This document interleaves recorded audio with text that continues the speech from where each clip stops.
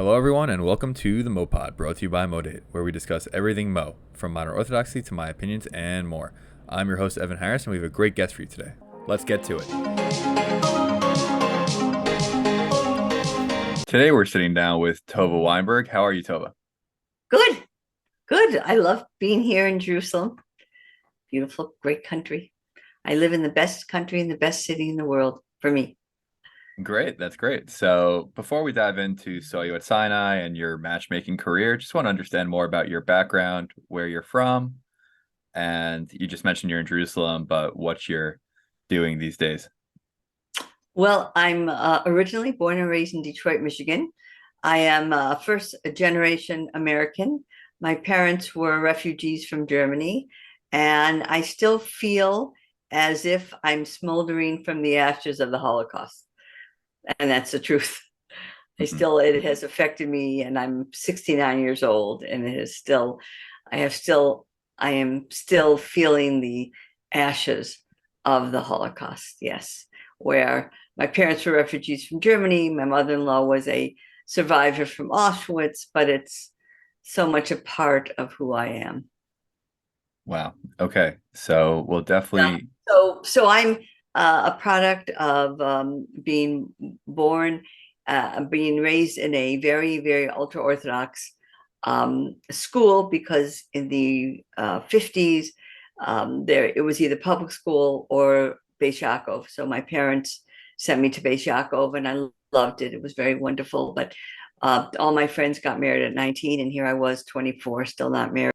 So my mother sent me at the age of 22 to the Upper West Side, where a rabbi by the name of Rabbi Shlomo Riskin started a singles network for the Upper West Side at his shul called Lincoln Square.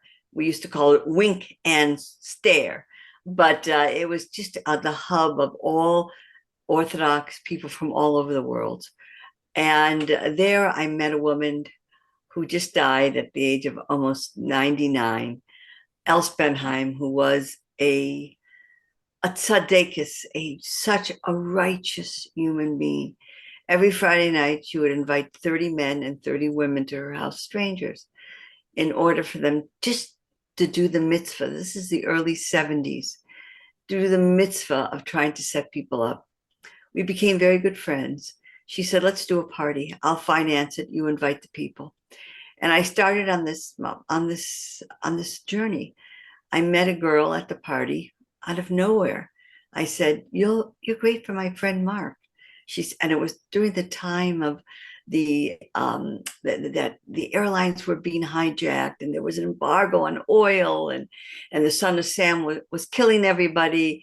And she said, how do I know he's not the son of Sam? I went on my hands and knees and I begged her to go out. They went out. The next day they called me and said, they're going to get married. I said, God give me the messenger. Maybe he can make me a messenger again. And that's how I got into it. Got into it. I started collecting men and women, and I started putting them together. I've been doing this for a solid 45 years. Wow. Okay. So you mentioned a lot of things there, and we'll definitely circle back to how the Holocaust, that feeling kind of shaped you also in this way. But for now, so you started something called Saw You at Sinai. There were three of us. Okay, but you were one of the people. Yes. And so I'm wondering whose idea was it, who came up with the name, and who actually created the software, and when did this all take place? It wasn't me. Mark Goldman and Ozzy Cutter started it. They came up with the name. They came up with the software. I think Ozzy financed it, and Mark was the computer genius behind it. And I know we do software in India or something, Mhm. but I can barely turn on a computer. It certainly wasn't me. But I had all the questions and I had the people. So we combined our forces together. And I am a total volunteer on the site. I don't make a penny. I do it for the mitzvah only. Gotcha. And so I always was confused with So You at Sinai, why you connect, just Same what thing. it's the same thing. It's all under the same umbrella. We have about 30 or 40 different branches of the main umbrella Solid Sinai. J. Montreal, a million of them, a million. Got it. And when did you start? So when did everyone start Soyu I Sinai, would the say group? 20 years ago, about 20 years ago. And before that, I how was was, yeah, doing it the old fashioned way. I would get a profile, I would call them up, I'd get to know them, I would think of some names, I would call the people. It took hours and hours. Now, everybody registers for the site. It is so specific and so detailed that I don't have to make one phone call. Now, if I know the person and I really want the girl or boy to say yes, I will make a phone call. I will make that phone call and say, listen, I made 3 or 4 phone calls tonight, which I'm making another one soon, where I sent a profile and I want to make sure they don't reject it because I wanted them to know it's much more than a profile. got it, got it. And so before the group started Soyu at Sinai, you were already doing a lot of matchmaking. Was Oh that my the God, first? yeah. Yeah. When I started, I came to Pittsburgh and I noticed that everybody has intermarried. And as an Orthodox Jew, the thought of intermarriage, and as the product of a survivor, I feel like I'm a survivor, even though I was born and raised in America. Intermarriage is not happening. I'm very much against it. Unless, of course, the woman converts an Orthodox conversion. I have no problem with that. So I started to speak. My husband brought me all the interns and residents from the hospital. He was an attending there. And I started going to different women's organizations with the message, give me your daughters, give me your nieces, give me your sisters. I've got men. That's all you had to say. And I started getting people. I interviewed everybody. I put them on a Google form, or not, it was not even Google, but it was some form my husband had made up for me, and with a picture and this and that, and we started. Wow. And yeah, And so I made a when lot of singles parties in Pittsburgh, and that's how my name got out there. got it, and your name got very out there. I mean, you were written up in the New York Times.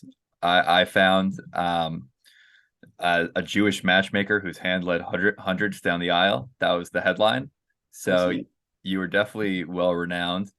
And so I'm wondering, I'm not sure I deserve it, but yeah, I uh, don't think I really deserve it, but that's uh, okay. I mean, I'm sure you Okay. do. Anyway, I'm wondering, when you got married, was there any part of you that lost this fervor for setting people up, or did nothing Became happen like that? stronger, became stronger.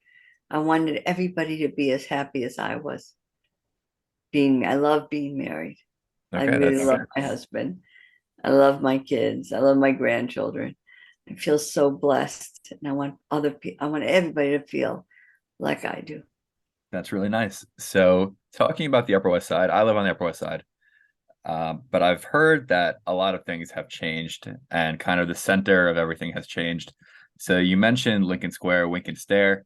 I actually had a question written up about that I'm getting from Sophie Gordon, who made the Sure. intro between us. So I'm Yes. wondering, what do you know about the Upper West Side scene these days?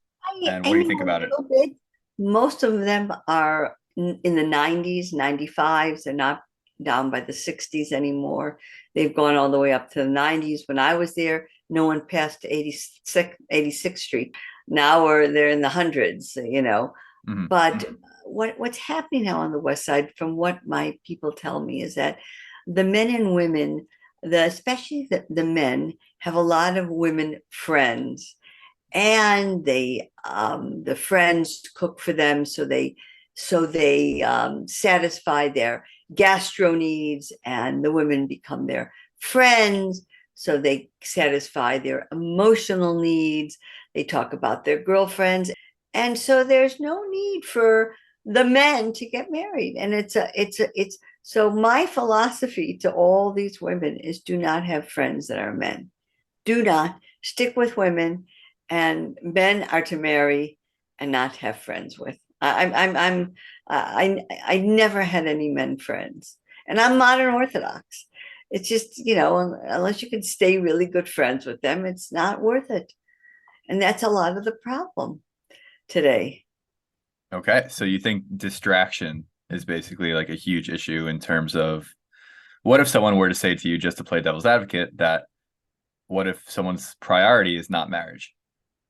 They are, I can't work yeah. with them. You Not what? interested. Not interested in working with them. Gotcha. Not interested. Not. I can't. I have too many people that really want to get married and are Gotcha. sincerely interested. Not interested. I won't work with them. I do this for free. What do I need a headache for? Great. So the people that you do work with, and They what does it sincerely what does it want. mean that you work with someone? They call me. No, there are people that are very unrealistic, especially men, but I have seen women. For instance, I just interviewed this 60-year-old guy, came to my house. Every girl that I spoke to him about wasn't pretty enough, wasn't thin enough. Thinking to myself, this poor guy is so unrealistic about what he can get. He has visions of grandeur. He's crazy. He's totally crazy. And I said to him, I'm so sorry, but I can't work with you. You're unrealistic. Until you go for therapy, then I can work with you. You're 60 years old. You're looking for a 20-year-old. I'm sorry. I absolutely cannot help you. It's insulting for me to help you. That's what I So said. okay, yeah. Do I you didn't do you know. At the time when he came to my house, that's what he was looking for, else he would never have entered my house, ever. got it? Do you strictly work with people like through the site, or do Oh, you? I work with everybody, but most of the people are from the site. When I meet them, I put them on the site immediately because Mhm. that's my Rolodex. Everything is much easier from the site. I see everybody. If you're not on the site, I don't see you. I'm on the site. There's 24 there. I stop working at 9 o'clock at night and I sleep till 5:30.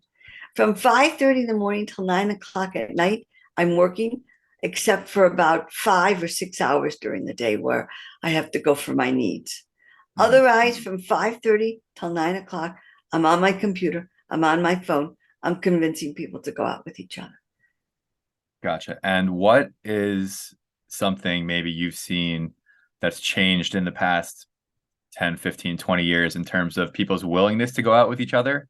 Have you noticed any trends there that people are less I think willing or people are are much more dissatisfied with people. They are so used to getting exactly what they want that if and they have it in their minds. They get the greatest coffee, the greatest vacation, the greatest this, and they have this image of a woman or a man that they want to take home to their parents. And the older they get, that image is fading away, and they're not going to come home with it, and they won't let them. They're stuck, and that's what I see. okay, so just to speak about the site, I mean, there are definitely some people I know that, are not on Soyu at Sinai in any form. And I obviously, as we spoke about, run my own site, which is way newer, but I don't tell people to not sign up for other sites. You know what I mean? There are multiple Encourage resources. everybody to sign up for as many sites as they can.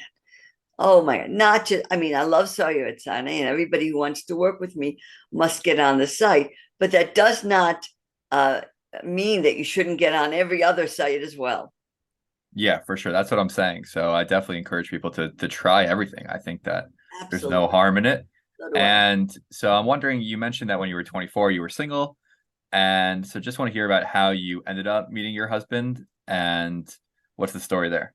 I went with a boyfriend at the time to somebody's surprise birthday party. I knew them vaguely. And we walk in, and the boyfriend dumps me and starts talking to another woman.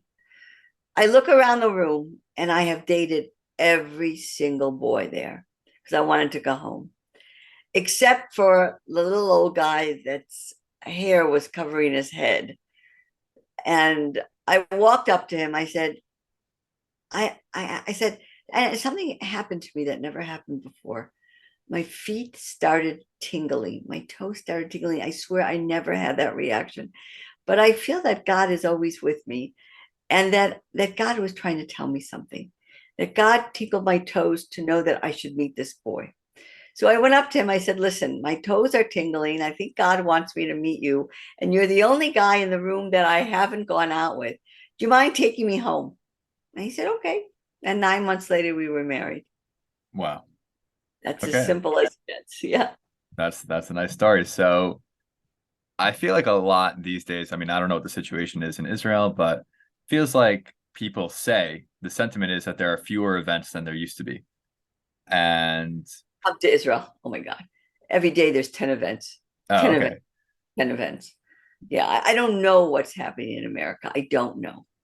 All I know is I do events here. Every Friday, a single can have 30 events to choose from hiking to protesting to, there's so much singles protest, singles hike, meet your friends at a protest. I mean, there's so much. There's so much to do. This place is on about 100 milligrams of steroids compared to New York. This Uh-huh. place is booming, and Tel Aviv is on 1,000 milligrams of steroids compared to Jerusalem. It's hopping. Wow. There's Okay. to do. I encourage all the there's more singles here in Israel than there are in the States and in New York.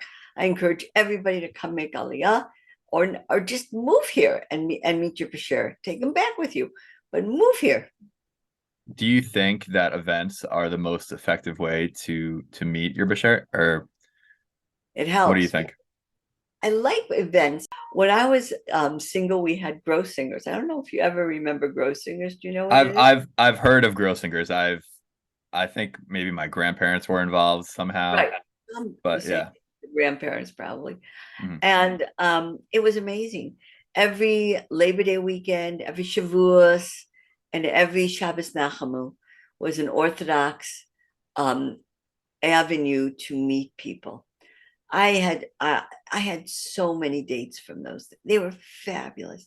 I don't know any more Shabbatones. I used to do them in Pittsburgh. They're very hard. Here there's tons of Shabbatones. Every Friday night there's somebody doing a Friday night dinner for singles. I mean, there's so much going on here. So much. Gotcha. There's kind of this sentiment here that I'm sure exists there also, maybe not to the same extent, that singles events are kind of weird and people kind of like look down on them. What are your thoughts on that? It could be. That's why we started doing hiking. I Mhm. started doing hiking every Friday for singles, and it's with hiking the Holy Land. It's fantastic, and people love it, and it's a distraction. If you didn't meet a guy, you didn't meet a girl, you have a great walk. Look at the birds, look at the beautiful scenery. Um, I love lectures. We used to get Rabbi Torskell home all the time to speak to us. Now we get all kinds of very, very famous speakers. We have events all the time. I think it's a good thing. Sometimes the same old, same old, same old come, but you never know. I introduced somebody, the last event we had, to somebody, and they're still dating. So I hope it works. Oh wow, And they that's would great. I would never have thought of the shidduch unless I saw her and him together. Okay, wow, that's amazing. And so how many couples total have you set up? Do you have that number? About 353. About 353? I mean, exactly 300. Yeah. Got it. Got it. And that's a high number. And is that including things that happened from Saw You at Sinai that you weren't Well, directly only involved that in? I'm involved with. Yes. Wow. Yes. And how many shidduchim have come from Saw You at Sinai just total? Every day we make another shidduch on the site. Wow. Not me personally, but all the other, we have at least 365 matches that end up in matrimony a year. Was it hard at all? Like when it first started, was it hard getting it off the ground? Were there any challenges marketing? No, because they gave everybody free membership for about 2 years. Oh, okay. So nobody balked at it. And once they saw wonder of the way it's programmed, everybody wants to stay on. Gotcha. And how I did you? tell people who don't want to stay on, okay, because they go. But Baruch Hashem, you're getting set up by your friends, by your rabbis. No, I'm not getting set up with anybody. So then why are you leaving? There's nobody for me on the site. And they come back in a couple months. Got it. Yeah, Nope. definitely. I hear that. And how did you kind of like decide what to how which people to get to be connectors and like who is involved in that, like the Well, recruiting of they have to connectors? apply. They Hmm. have to apply to be connectors. And then we have somebody that interviews them. Got it. And references are very important. If I tell Mark about somebody I think is going to be a great matchmaker, they will make them a great matchmaker. You know, it will Got it. make them Got it. And what do you consider a dating success? Is that just marriage, or is there a different metric for us? Like when you set marriage. someone up and okay, just marriage? That's I've had many lost engagements, Mhm. broken engagements, but marriage is the ultimate success. Got it. And what is an example of like a situation where you're meeting from someone for the first time and there's just something they say that is like, I'm not going to work with this person? Like how could people be better about that in terms of speaking to Shadchan's matchmakers? Well, the first thing they can do is don't give me a list. Don't give me a list. I have to have this. I have to have thin. I have to look like a blonde hair. I have to have green. Look at me. I'm so handsome. I need somebody equally as handsome, and I have an attraction issue, and she's got to look like this and this and this. You know, that turns me off. I never set them up again. It turns me off completely. Hmm. Somebody who's humble, who's sweet, who's nice, who's if they're not nice to me, they ain't going to be nice to anybody. I'm Hmm. doing them a favor. So that's a real good character reference for me. When they're not nice to me, I know they can't be nice to their wives. And how do you decide what's a good match? Like, what is that algorithm within your brain that decides like this person is good for that person? How do you make your suggestions? Sometimes it's innate. Like when I met this girl in Pittsburgh, and I called my friend up from New York. I said, you got to get over to Pittsburgh. I have you in a skirt. Get out. And they got married. Hmm. But the most important thing is hashkafa. What I can't set up somebody who's totally not religious with an ultra Orthodox person. We need the hashkafa to balance. So it's interesting. I had someone on this podcast who said that something they noticed recently was everyone is so worried about hashkafa, which was not a term that was necessarily used back in the day. And people are getting maybe even too nitpicky with hashkafa. Right. So what do you see with that? I really deal with a much hardcore group. I don't deal with the 18, 19, 20 year olds that can get anybody out. I deal with older, and the older people are much more flexible. Mhm. Okay, he doesn't daven every day. Okay, he doesn't lay tefillin. Okay, ba ba ba ba ba ba. But I deal with people who've dated for years and years and years. Got it. You Yeah, know, I think she deals with the younger people, so it definitely makes sense that that could right. happen over time. And so what do you also deal with younger people or mostly older people? I like to deal mostly with older people. I Why? deal with younger people because it's much more of a challenge Hmm. and it's much harder to deal with. And the younger people have a million boys and a million girls. They don't need it. Young, pretty, vibrant. They don't. They don't need me. And this idea of a shidduch crisis, that whatever So you want to define it as, what do you think about that? I don't believe it's a shidduch crisis. What I think is happening is there are more boys born than girls, and more boys become irreligious, and therefore they're out of the scene. Hmm. That And that's the major problem. gotcha. Otherwise, There are more boys than girls. And if they can set their limits and be realistic, they'd be a lot better off. Gotcha. And when you're on your day to day, how many new people are you speaking to? Three, Three. at least. At least. And how do you do like a character check? Do you call them or? I call them. Well, there, 1 second, 1 second. Okay. I call them. I call them to chat. And has it ever happened that And I besides, interview them. Now that I live in Israel, Mhm. it's the center of the world. So people come. First of all, anybody who lives here, it's not too far away. And then people come from all over the world now that COVID's over. Oh wow. You know, So has it ever happened that someone you met that you were trying to set up ended up impacting your life in a different way? Like you talked to someone who you were trying to set up and then something happened with them business wise, or any just interesting stories about that?